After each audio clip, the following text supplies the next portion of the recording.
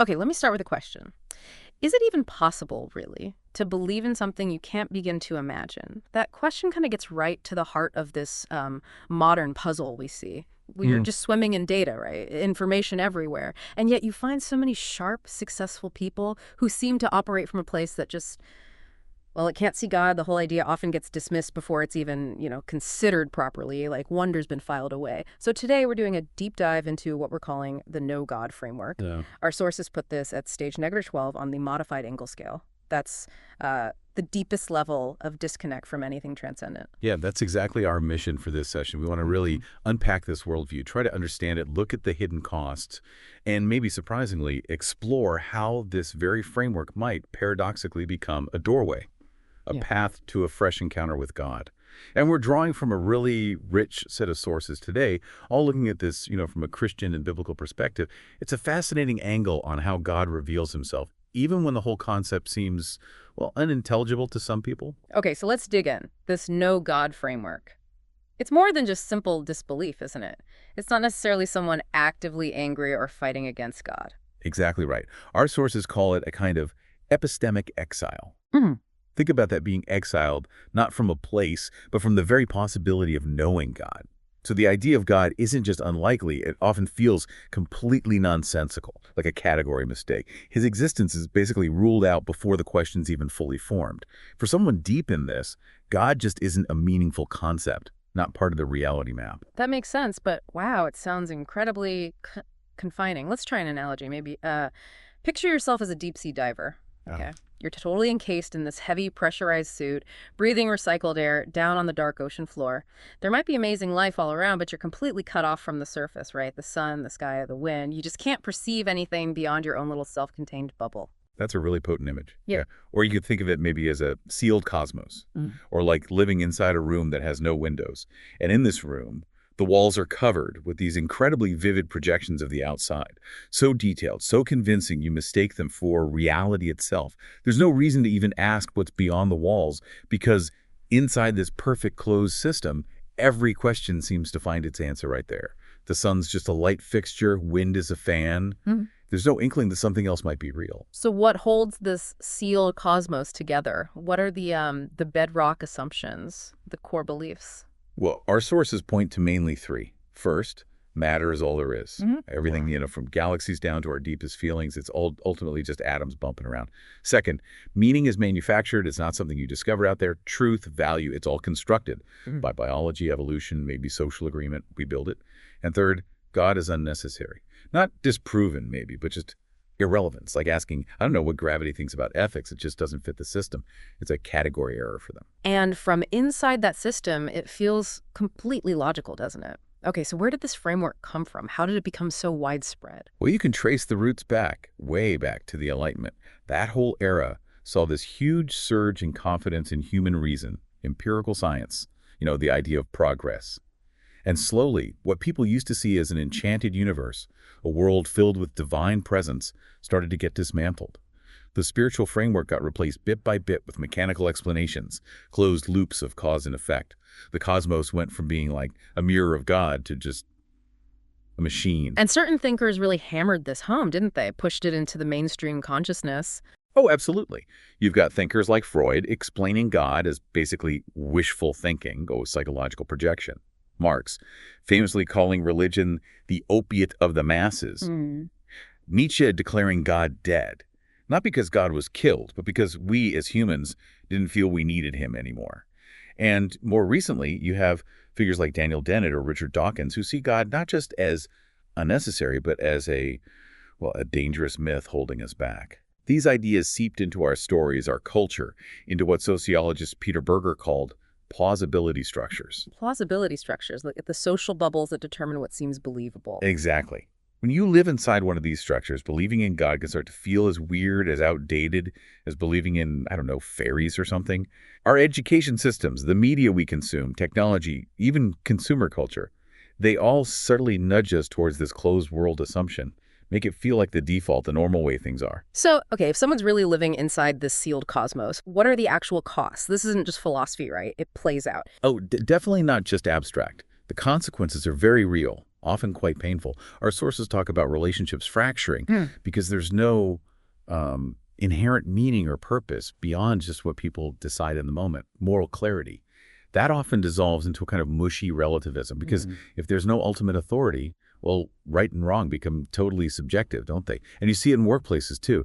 Teams trying to find purpose in like the next quarterly report instead of a shared calling. There's often this deep underlying existential hollowness, a dissonance that comes from trying to manufacture meaning from scratch. It leads to an identity without a real origin. We're just cosmic accidents, right? Yeah. And a morality with no ultimate grounding. But here's the really profound part, from a Christian viewpoint. The irony is that even inside this no-God framework, God isn't actually absent. That's such a crucial biblical insight. Yeah. Our Yeah. sources really stress this. God's silence is not the same as his absence. Think about Psalm 139. Where can I go from your spirit? Where can I flee from your presence? Even when it feels like a void, like an abyss, God's presence is still there, echoing. It's not missing. It's working subtly, pushing against those walls. This sounds very much like what the Apostle Paul talks about in Romans chapter 1, this idea of suppressing the truth about God. It's absolutely central to his argument there. Paul says, flat out, what can be known about God is plain to them, but they suppress the truth. And notice that word suppress. It's not just ignorance, like they haven't heard. It's an act of resistance. I like the analogy of trying to hold a beach ball underwater. You know, it naturally wants to float, so you have to constantly push it down. It takes effort. The truth about God, you see it in creation, you feel it in your conscience, it's always pressing up. But there's this human tendency to push it down because acknowledging it, that demands surrender. And Paul says the consequence is their thinking becomes futile. It leads to darkened hearts. Exactly. That word futile, it doesn't just mean empty, it means purposeless. Thinking that's become detached from reality, from God. It's less an intellectual mistake and more a moral and spiritual state, a deep alienation that comes from actively pushing away what, on some level, they already know. Okay, now here's where it gets really, really interesting for how we understand this. Paul uses this keyword, exchange. He says people don't just drift away, they actively trade God for something else. Yes. That's so critical. He says they exchange the glory of the immortal God for images resembling mortal man and birds and animals and creeping things. See, it's not a passive thing. Yeah. It's a deliberate swap, a transaction. And we see this play out today, don't we? People trade God for modern idols. Things like autonomy of the self becomes the absolute center. Or control, trusting in our systems, our wealth, for ultimate security, pleasure-making sensation, the highest good, success, worshiping achievement, even relationships, expecting other people to be our saviors, to fill that God-shaped hole. And the really sobering part, Paul says, is that God then gives them up to those desires, where, ironically, the freedom they chased turns into a kind of slavery. That's the core idea. People don't just lose God, they replace him. Wow. That's powerful. And sobering is the right word. Then you look at 2 Corinthians 4, where Paul talks about the gospel being veiled to those who are perishing. He says the God of this world has blinded the minds of unbelievers. This isn't just about them not seeing the truth passively, is it? No, absolutely not. It's critical to see this as active deception, a deliberate effort to obscure the light of the gospel of the glory of Christ, the God of this world. Satan, he isn't just some cartoon villain. He's strategic. He obscures things. His goal often isn't even to convince people God doesn't exist, but just to make sure they never feel the need to even ask the question seriously, to keep them comfortably numb. So what does this veil look like today? How does it actually manifest in our culture? Oh, it's woven into the fabric of daily lives. Think about entertainment as an anesthetic, right? Constant streaming, scrolling. It just dulls any deeper spiritual ache. Noise instead of stillness, leaving no quiet mental space to hear that still small voice. Science presented without any sense of wonder, just dissecting things, never pointing beyond the material. Or maybe spirituality without any real surrender, embracing vague transcendence, but resisting any call to actually bow to someone outside yourself. And the whole idea of identity is self-invention. Celebrating total autonomy often leads to feeling fragmented, cut off from deeper truths. This veil is made of ideologies, past hurts, disillusionment, pride, all reinforced by the systems around us. Man, it can sound so impenetrable sometimes, can't it? This closed system. But then you have that amazing story, Acts 17, Paul in Athens. The city is just full of idols, philosophical schools everywhere, Epicureans, Stoics, and he doesn't just start condemning them. No, it's a masterclass, really, in engaging different worldviews. He doesn't mock their idols or launch a frontal attack on their beliefs. Instead, he finds that altar inscribed to an unknown God and uses it as a bridge. Brilliant. He acknowledges their searching, their spiritual longing, however misdirected. And then he introduces God. He starts with God as the creator, connecting through creation, something they can see. He talks about God setting boundaries, giving life, speaking to their conscience. And then finally, he brings in Christ, repentance, judgment, resurrection. The whole thing just shows how God makes himself known, even to people who aren't looking for him in the right way, using their own culture as a starting point. So even inside this seemingly locked-down system, God is quietly at work, pushing gently, making tiny cracks appear. Our sources talk about a hidden hunger, right? An untapped potential. Precisely, yeah. Despite how it looks from the outside, this closed universe, our sources insist there's this persistent, hidden hunger for beauty, for real community, for meaning that actually lasts. There's a spiritual restlessness, a deep moral sense, an aesthetic longing. They often just ripple into the surface of this no-God framework. And these aren't like failures of the framework itself. They are actually openings. They're like these subtle tremors of transcendence, often missed by ears, trained not to hear them, but they're signals from the divine nonetheless. And for someone at stage -12, this general revelation, it's not just passively there. Yeah. It becomes almost confrontational. That's a great way to put it, yes. God reveals himself through creation, conscience, life circumstances, what we call providence. But for someone deep in the no-God framework, this revelation isn't just present. It actively starts to expose the cracks, the limits of a worldview that denies God. It's like God allows reality itself to press in on the soul in ways that show the sheer inadequacy of purely secular explanations for everything. Okay, so what are some specific cracks? These moments where God's whispers maybe start sounding more like shouts? Well, first, there's what our sources call the crisis of meaning. Despite all the attempts to invent purpose, people often feel this deep existential ache. Nihilism feels hollow. The soul just longs for something that endures. The question it raises is, if there's really no ultimate purpose, why do you yearn for it so intensely? That question doesn't convert, but it prepares the soil. And then there's the moral ache. Yes. Conscience, think of like a built-in spiritual sensor. It just refuses to fully buy into moral relativism. People might defend relativism intellectually, but then they get outraged by injustice, they grieve betrayal, they admire integrity. It creates this deep internal conflict, this dissonance. And the subtle question God whispers is, why does injustice bother you so much if right and wrong are just human constructs? Yeah, I totally get that dissonance. And what about the aesthetic longing, this deep response to beauty? Materialism has a hard time with that, doesn't it? It really does. Why do we cry at music? Why do we stand speechless before a sunset? Or feel that overwhelming awe holding a newborn baby? Materialism might offer, chemical explanations, but they just fall flat. They don't account for the experience, the transcendence of beauty. The whisper here is something like, what if this beauty isn't just a trick of the brain, but a real window, a glimpse of something more? Creation itself becomes a teacher. Wonder becomes a witness. And then there are those moments in life, those weird timings, providence and personal narrative. Exactly. It's those uncanny coincidences, those moments of surprising timing that just make you stop and think, is someone trying to get my attention? Even suffering, hard as it is, God can use it. It can become what sources call redemptive disorientation, shaking us out of complacency, inviting a deeper look. And finally, there's just plain intellectual honesty, a genuine openness to actually consider other ways of seeing the world. That reflects a real humility. It's amazing to think of these as unintentional echoes, like our sources say. These questions, they don't instantly change someone's mind, but they definitely unsettle things, prepare the ground. It's like the spirit planting seeds of doubt about the closed system itself. It really is. Which brings us to a really practical point. How do we actually engage with someone in this no-God framework? Yeah. Because traditional methods, like just laying out logical arguments, they often just fall flat. The person's internal decoder is missing, Their ears aren't tuned to that frequency. So evangelism here needs a totally different posture.